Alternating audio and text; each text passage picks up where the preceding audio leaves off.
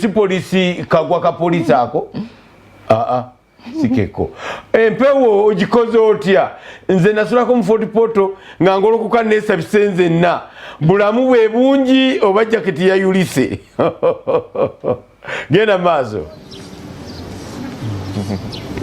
ya neyanzanyo neyanzege abanafe abali mu studio n'abalabi baffe aba Assault TV olwaleero okuvira ddala olunaku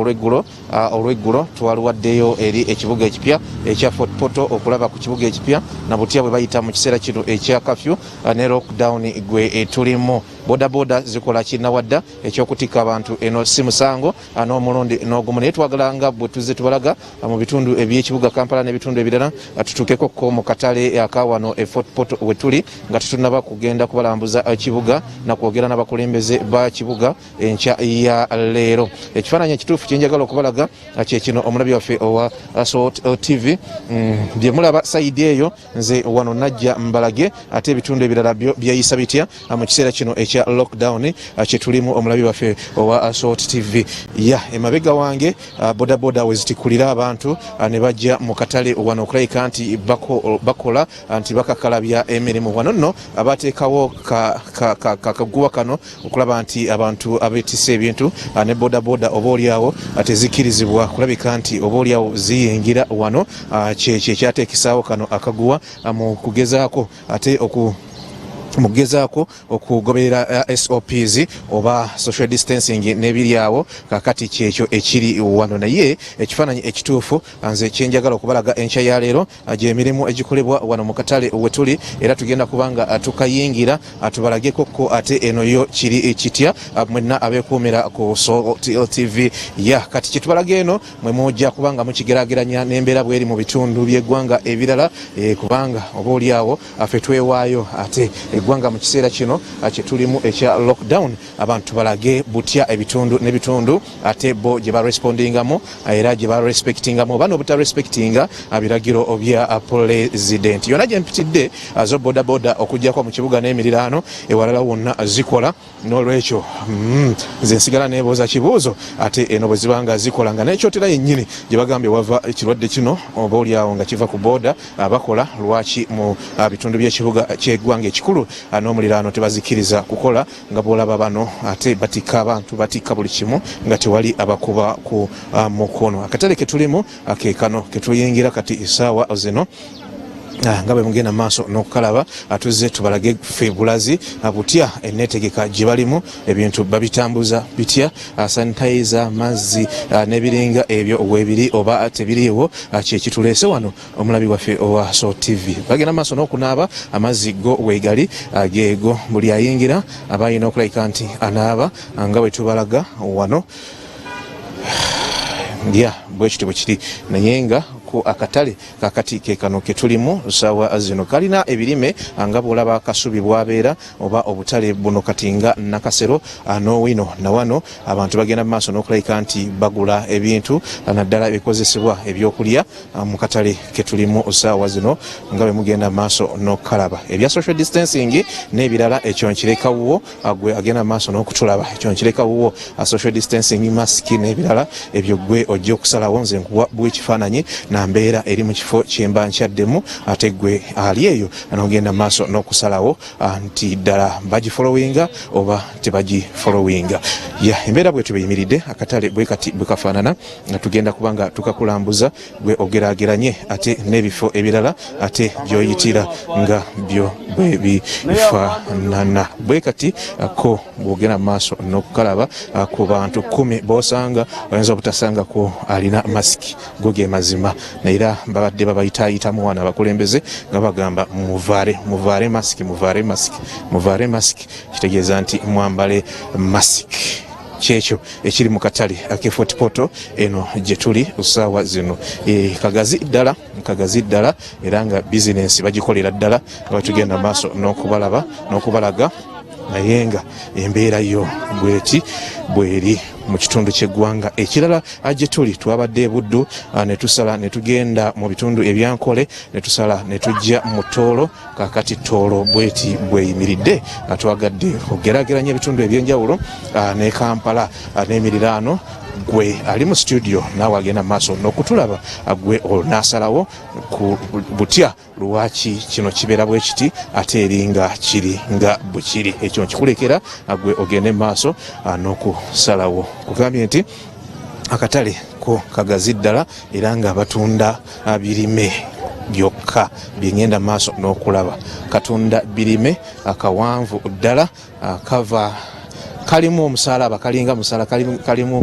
kalinga kalimu cross kubanga okwata ne kambuka ne kadikirira ne kaddamu ne kambuka so ke katale ateke tugenda maaso n'okuba nti atuka akulaga tulinawo wano munnaffe atuyambako oba oliawo informa waffe katugambe oba sosi yaffe mu bitundu bino ebye Fort Portal abantu bulijjo bamwebuuza George owe Fort tusobodde okumusinkana olwaliro Yesu yebazibwe ssebo Amina ssebo amanya George Fort Portal nsanyuse nnyo obalaba mwebale kujja baganda bange ekibuga kitambula bulungi abantu bakola bulungi yadde abamu banaba mu ngalo abamu tebanaba bala bambala masiki ababoda boda bo abantu bavuga abatavuga batono nnyo so bavuga emigugu n'abantu tebatya kubaweeka kuba bali mu mbeera mbi so wesanga nga bawaliriziddwa nibateekako emigugu ejogera era emigugu egitambula oyogedde olukolosofa emigugu ejogera era egitambula abantu bagambe nti batikka abantu kyere nga tewali abakuba ku mukono batikka abantu kyere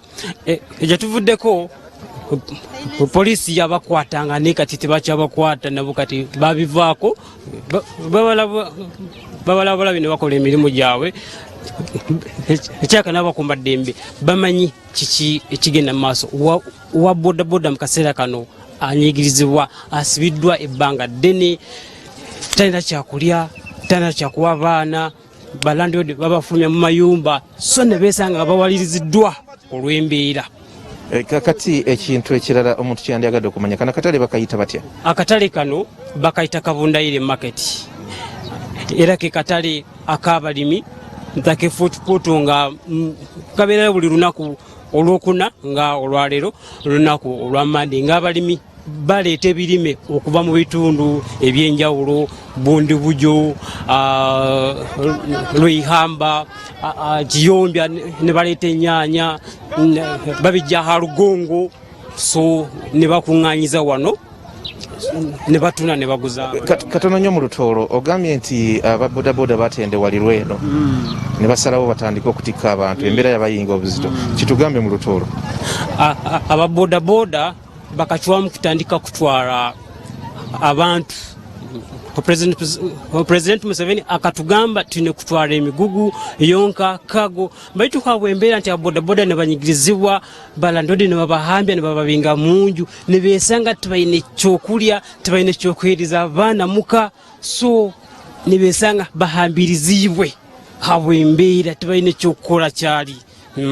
tuyanza nnyo tuyanzege George Fort Portal atuweereza nnyo ebifa sayidi eno era buli kifa eno ne radio ne bebanga efunye obuzibu ogenda okulanga ka message katuuse ku simu yo nga ate agenda maaso anotubuulira ku kiri wano social distancing mu Butale ekizibu oba oliawo ekikyaliwo mu kiseera kino nga tuli mu mbeera eya lockdown era mu tekiri eyo yokka mu Kampala n'Obutale obulinaanye eyo naye ate bw'otuuka eno toyinza na kukikkiriza embeera bweti bwefaanana mugoteko nga bw'ogulaba gwego gwego gwalagirwa nga bwemugenda mu maaso n'okulaba abalabi baffe aba Source TV embeera bwetyo bweri wano mwenna abeekumidde ku Source TV twagadde bwagazi atubalage ekifaananyi ekituufu ate nga bwe kiri wano mu katale kano ake Fort Portal bw'okagerageranya oba oliawo n'akeggaba tewali nnyo njawulo eriwo n'obutale ng'obugaba busega n'obutale obulala obuli mu kibuga nti abantu bo bino ebyokugamba nti coronavirus COVID-19 abamu tebabirowoozaako bagamba nti katusooke tufune ssente ebirala biri tusangayo nga bemugenda maaso n'okulaba ssaawa zino abalabi baffe aba Source TV ya beera bwetyo abakama bange abali mu studio etwagadde tugibalagekoko naye nga nkugamba nti akatali kagazi nga bwolaba gaba kano kagisingako ndowooza obugazi naye nga muntu ku muntu nga bwogenda maaso n'okubalaba buli omu yekyafa kiri kimu ansonke nfune sente ebirala balinnyumiza oba birinsangayo busanzi kyekyo ekiri sayidi eno naye nga buli disitulikiti ye Kabalole n'ezendala zonna zetwogerako zirina task force ezigenda maaso n'okukwasaganya ebiragiro bya pulezidenti nyoba oliawo embeera abantu mwe bayita ate ye yaleetawo kino kyonna nga bwetugenda maaso n'okubalaga wano wetuli ssaawa zino eno yo tewali buguwa bwoyinza kwogerako nga oba oliawo kati ewalala mu bitundu ebyekibuga bwe batandika okukola nedda abantu bo kasitajja aba alina okulabika nti atunda emaali ye nga tewali amukuba ku mukono nga bwetugenda maaso n'okubalaga bwekiti bwe kiyimiridde embeera bweti tetusobola kukatambula kamalako twagadde tukulageko ate ekitono ennyo ku kiri wano kubanga ko kagazi ate kawanvu kalina stretch empanvu eno eggukira ddala eri mu maka g'abantu kyetwagadde okubalaga mwenna abeekuumidde ku SO TV nti oba oliawo abantu bo basalawo abasooke bakole ssente ebisigadde biri basangayo busanzi nga bwe tugenda maaso n'okulabika nti tubalaga busuubuzi abagula n'abatunda be basinga wano obungi nga bwe tubalaze enkya ya leero ke katale akanene akasinga wano ketwagadde okeera okubalaga ng'era bwe tuzze tubalaga obutale obulala mu kibuga n'emirirano gyakyo nga bwe butambuza emirimu wano wetuli essaawa zino footpoto gye tukedde twabaddeyo ekiro ne tubalaga ebibeerawo ekiro kaakati emisana embeera ebeera etya bweti bwe ebeera wano wetuli Yesu yebaziwe oli bulungi sebo bigenda bite bigenda mpola we bali kwagala SO kale sebo mugamba kyeyo mweno okwegamba coronavirus mumuwulira buwulizi mu Kampala na bitundu birala neeno yatutumuwulira naye lwakuba twateekako obukwakkulivu obwo tukozesa okunaaba mu ngalo okwambala makisi bwe tuti kunaaba mu ngalo byonna byebateekako byetugenderako kati ku byonna kikyokozeeko nga ggwe nze kati space twagiteekamu nze nkolera wali njagala oyogera amazima oli mukyala mulokolera ndaba oyambadde ne t-shirt ya Soroti kitegeeza oli muntu waffe kanani eyo njagala oyogera amazima tuswaze obulimba social distancing waneruddawo kati enaku zino lwakuba nti abantu kati bakyabigenderako naye kati luli baali babigenderako naye kati bamala okugulawo ebintu kati bagenda nga bakenderakenderamu amaanyi naye tubikozesa ebisinga bwe nfuna wenyemerera ewawanvu nenkulaga ekifaananyi kya wano tulaba nti mu katale wano muli mu nsi yammwe ekyo okugamba nti omujjuzo mungi naye ekyo kati naye baali babigenderako emabegaawo lwakuba kati engeri gye Museveni yagulawo ebidduka abantu baba bangi bava ensonda n'ensonda bangi nga bw'oli omukkiriza mbadde ndowooza ogenda kuŋŋamba nti Katonda yakuuma okukola ki nga bw'oli mukkiriza mbadde manyogera gamba eno Katonda yakuuma era Katonda yakuuma kati olaba engeri gy'abantu bangi bava ensonda n'ensonda naye Katonda yatukuuma era gwani nze banyipita Nalongo Alice Nalongo tuyanziza nnyo tuyanzege mukyala w'Kanani asinziira eno Fort Portal okulabika nti ate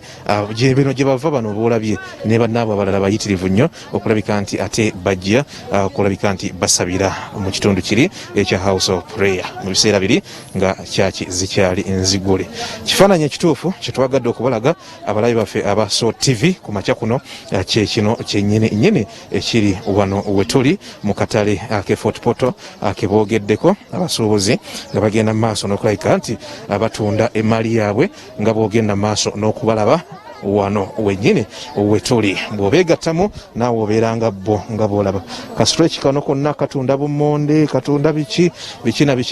nga bemugenda maaso n'okulaba era yembeera eriwo wano wetuli ssaawa zino